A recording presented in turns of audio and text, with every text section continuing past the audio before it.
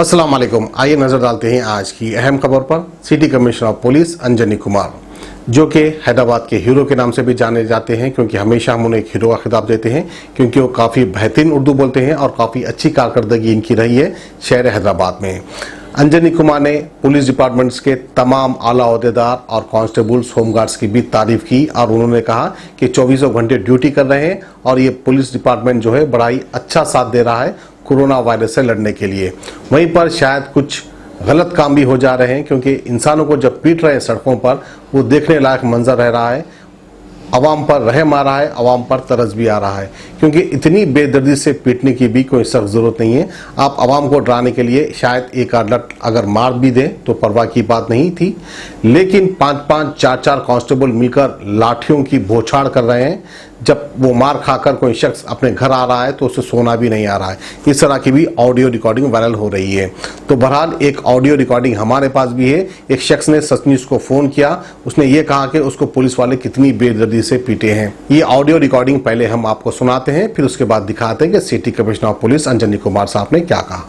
साहब अस्सलाम वालेकुम रहमतुल्लाहि वबरकातुहू। मेरा नाम शेख साबिर है, मैं किशन बाग में रहता हूँ। साहब मेरे को पुलिस वाले बहुत मारे साहब, इसलिए आपको फोन करा। मैं माफ़ी चाहता हूँ आपको। पुलिस वाले बहुत मारे साहब मेरे को, पुलिस वाले बहुत मारे मेरे को।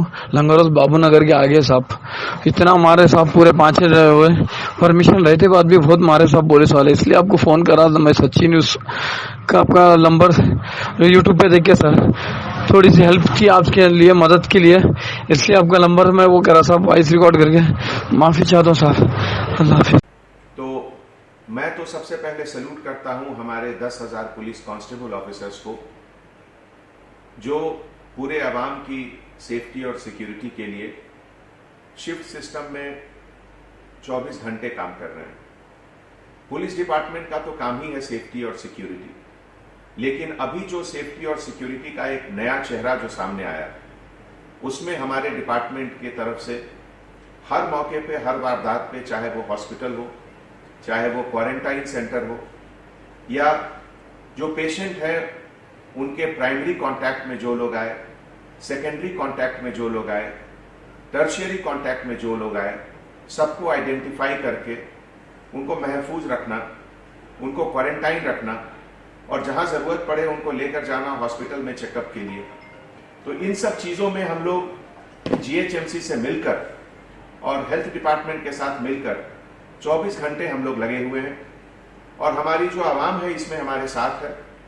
सबसे पहले तो मैं उन तमाम बुजुर्गों का शुक्रिया अदा करता हूं, जिनके अपील पर हमारे पूरे हैदराबाद के सभी लोग, चाहे वो किसी भी मजहब के हों, हिंदू, मुस्लिम, सिख, क्रिश्चियन, किसी भी फेस्टिवल में, किसी भी दिन बाहर आकर प्रेयर नहीं कर रहे हैं, घर में प्रेयर कर रहे हैं।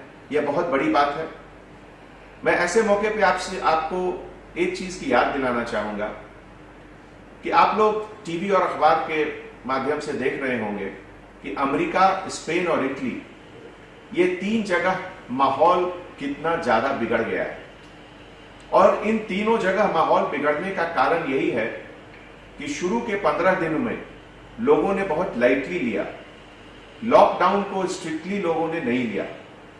तो 1 से 2, 2 से 4, 4 से 16, 16 से 32, बढ़ते बढ़ते अमेरिका में आज 3 लाख से ज्यादा लोग इससे अफेक्टेड हैं। इस चीज को हैदराबाद में हमें बचाना है। जब हैदराबाद अमेरिका की तुलना में हम लोगों के पास उतना पैसा नहीं है, हमारे पास ताकत है केवल सेल्फ डिसिप्लिन का, और ये वबा से बचने के लिए केवल इसका एक ही इलाज है, सेल्फ डिसिप्लिन, घर के अंदर रहना। सबसे पहली बात तो मैं ये कहना चाहूंगा कि तेलंगाना गवर्नमेंट और खास करके हमारे हरदिल अजीज सीएम साहब केसीआर साहब, उन्होंने सबसे पहले कैबिनेट मीटिंग बुलाई, और अनप्रेसिडेंटेड इस कैबिनेट मीटिंग में सभी top police officers, IAS officers भी पार्टिसिपेट किए, और गवर्नमेंट के तरफ से जो एक clarity of thought and action plan बना, हम लोग सबसे पहले देश में थे एक्शन करने के लिए। यही नहीं, इसके साथ में जहां तक लॉकडाउन का सवाल है, तो हम लोग सीएम साहब के आदेश पर 24 आवर्स लॉकडाउन, जिसे जनता कर्फ्यू का नाम दिया गया, सबसे पहले तेलंगाना में शुरू हुआ।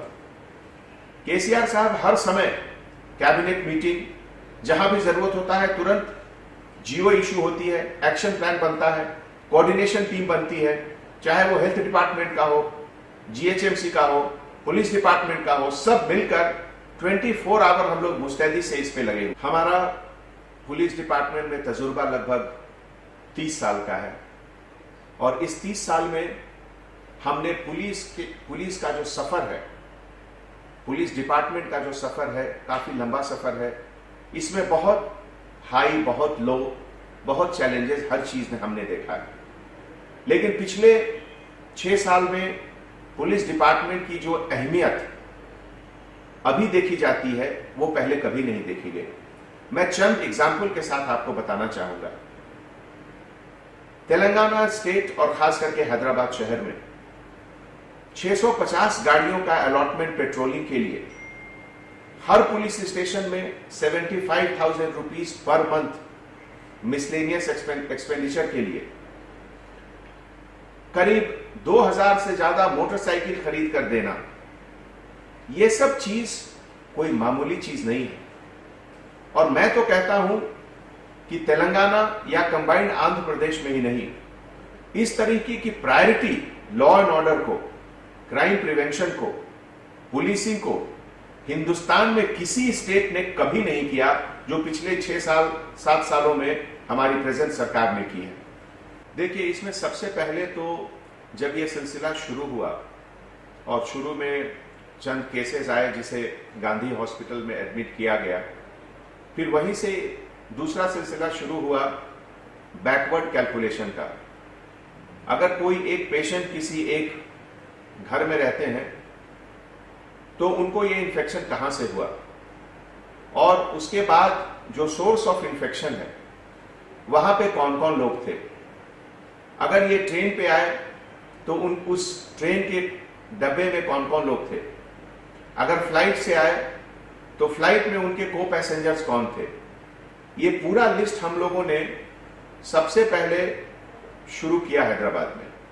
इसमें हमारे state intelligence department, central intelligence department और दूसरे डिपार्टमेंट के तरफ से भी, जैसे railways, bureau of civil aviation, इन लोग से मिलकर एक पूरा प्रोफाइलिंग किया गया सभी का। और उस प्रोफाइलिंग करने के बाद हम लोग दूसरे स्टेप पे गए कि अब कहां कहां लोग रहते हैं और उनकी स्थिति क्या है। और जैसे जैसे रिपोर्ट होती गई, लोगों को joint team, GHMC, police department और हेल्थ डिपार्टमेंट के तरफ से 300 से ज्यादा जॉइंट टीम हम लोग 2 दिन के अंदर बना लिए थे। और ये जॉइंट टीम घर घर जाकर सभी का प्राइमरी सिम्टम्स, फीवर, सर्दी खांसी, सांस लेने में तकलीफ, ये सब जो ऑब्वियस सिम्टम्स हैं इस तरह की बीमारी का, उनका चेक करके जिसको भी जरूरत हुआ उनको हॉस्पिटल ले गए, जिनको जरूरत नहीं हुआ उनको शुरू में होम क्वारंटाइन में रखा गया। तो ऐसे ही यह सिलसिला शुरू हुआ। अभी तक जो भी हम लोगों को लिस्ट मिला है अपने डिपार्टमेंट के तरफ से, डिपार्टमेंट के दूसरे ब्रांचेस के तरफ से, गवर्नमेंट ऑफ इंडिया के तरफ से, उसमें सभी की आइडेंटिफिकेशन हो गई है। लेकिन कुछ लोगों का या तो एड्रेस गलत लिखा हुआ था। जैसा कि आप जानते हैं, यह सिलसिला शुरू होने के पहले सभी पैसेंजर्स को मालूम नहीं था कि इस तरीके की समस्या आने वाली है, प्रॉब्लम आने वाला है। इसीलिए बहुत लोग केवल जैसे नाम लिख देते हैं अंजनी कुमार हैदराबाद, तो इससे पता नहीं चलता है जब तक कि उसको ज्यादा डिटेल में नहीं जाए। तो कुछ लोगों का ऐसा अभी छानबीन चल रहा है और हम लोग जल्दी ही वो भी लोकेट कर लेंगे। ये आपने बहुत ही इंपॉर्टेंट मसला अभी सामने रखा। मैं ये कहना चाहूंगा कि बीमार होना गुनाह नहीं है, लेकिन बीमारी को छिपाना गुनाह है। और यह गुनाह कानून की नजर में है, सरकार की नजर में है और अल्लाह के नजर में है।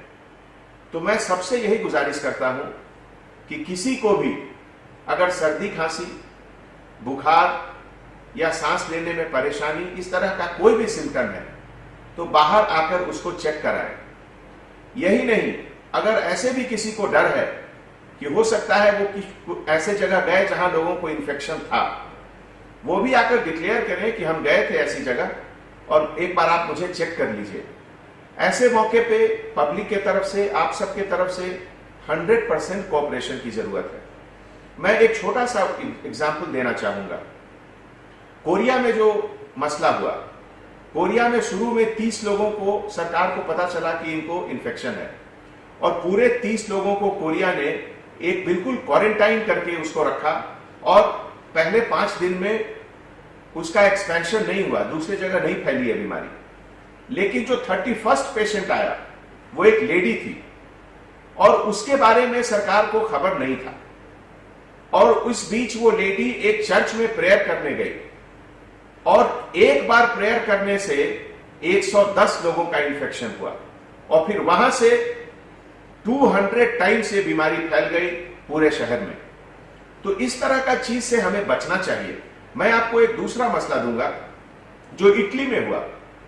इटली में जो शुरू में 2-4 लोग इन्फेक्टेड थे, अगर वो अलर्ट रहते, डॉक्टर के पास जाते तो ये बीमारी नहीं फैलती। लेकिन वो लोग इसको लाइटली लिए और एक फुटबॉल मैच हो रहा था और जैसा आप जानते हैं फुटबॉल मैच में 40,000 50,000 लोग अटेंड करते हैं। तो ये लोग जब इन्फेक्टेड लोग फुटबॉल मैच देखने गए, फुटबॉल मैच तो मुश्किल से 90 मिनट का होता है, लेकिन उस 90 मिनट के दौरान कम से कम भी तो 10,000 लोग इन्फेक्ट हो गए। तो इस तरह से ये 2 एग्जाम्पल मैं इसलिए बता रहा हूं कि इससे इसकी सीरियसनेस का सबको पता चलना चाहिए कि ये कितना गंभीर मसला है और इसको हम लोग लाइटली नहीं लें। जो लोग की भी थोड़ा भी डाउट है वो आकर हॉस्पिटल में चेक कराएं। एक बार चेक हो गया तो आपको ग्रीन सिग्नल मिल जाएगा, आप उसके बाद घर में होम क्वारंटाइन में आराम से रह सकते। बहुत बहुत बहुत जरूरी चीज है ये। देखिए, इस विषय पर भारत सरकार के तरफ से एक गाइडलाइंस भी आई है, पूरी डिटेल गाइडलाइंस की। अगर किसी इंसान की डेथ होती है कोविड वायरस से तो क्या करना चाहिए। हॉस्पिटल में से ही उसका प्रोसेस शुरू होता है, किस तरीके से बॉडी को कवर किया जाए, बॉडी के ऊपर पानी से धोया नहीं जाए, सब कुछ इसका है। और खास करके जब बरियल का सवाल होता है तो उसमें एहतियात केवल यही बरतना है कि कोई इंसान उस बॉडी को टच नहीं करे और उसके अलावा और कोई चीज की डर नहीं है। इसीलिए कम से कम लोग कब्रगाह के पास जाएं। तो एक बार जब उसको शरीर को दफना दिया गया उसके बाद वहां से कोई इंफेक्शन नहीं फैलेगी। बिल्कुल बिल्कुल, मुझे भी कुछ बुजुर्गों ने बताया कि इस्लाम में इसकी बहुत अहमियत दी गई है और बहुत सही तरीके से बताया गया है कि अगर किसी को इस तरह की बीमारी से अगर कोई वबा होते हैं तो उनको शहीद का दर्जा मिलता है। और इसीलिए इसमें कोई किसी को बुरा मानने की जरूरत नहीं है, या तो किसी को भी यह अटैक हो सकता है और इसको छिपाएं नहीं, इसको बाहर लाके बताएं सबको। और जो भी प्रिकॉशन है प्रिकॉशन ले, प्रिकॉशन हर चीज में है, प्रिकॉशन शरीर को दफनाने में भी है, जो प्रिकॉशन लेने का है वो प्रिकॉशन ले। और एक बार उसको अगर आप दफना देते हैं तो उसके बाद वहां से कहीं इंफेक्शन नहीं होती है। जैसा आप जानते हैं बाय एयर इसका इंफेक्शन नहीं होता है, ये केवल टच से इंफेक्शन होता है।